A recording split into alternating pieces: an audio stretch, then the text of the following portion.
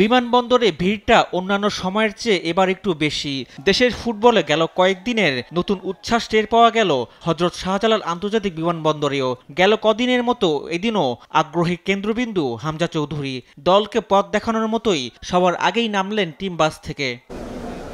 হামজার পরে জামাল ভুঁইয়া, তারিক কাজী সহ বাকি সতীর্থরাও একে একে বিমানবন্দরে প্রবেশ করেন। এ সময় গণমাধ্যমের মুখোমুখি হন সোহেল রানা। তাকে শুনতে হলো হামজাকে নিয়ে প্রশ্ন।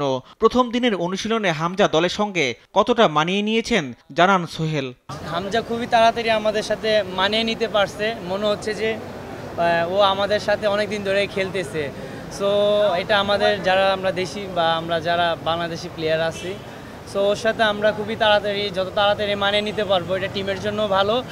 আর ও আমাদের সাথে খুব ভালোভাবে মানিয়ে নিতেছে, যেটা পজিটিভ একটা সাইড টিমের জন্য।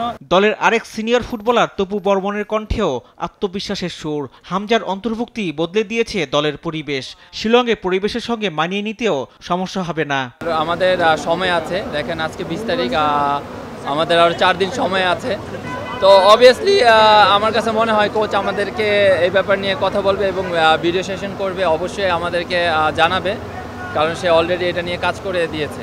1999 সালের পর ভারতের বিপক্ষে আর জিততে পারেনি বাংলাদেশ। তবে এবার ভিন্ন প্রেক্ষাপটে জয়ের আশা লাল সবুজের দলটির। আমাদের প্রিপারেশন বলেন এবং আমাদের মেন্টাল টাফনেস বলেন এবং আমাদের চিন্তাধারা বলেন, টোটালি ডিফারেন্ট।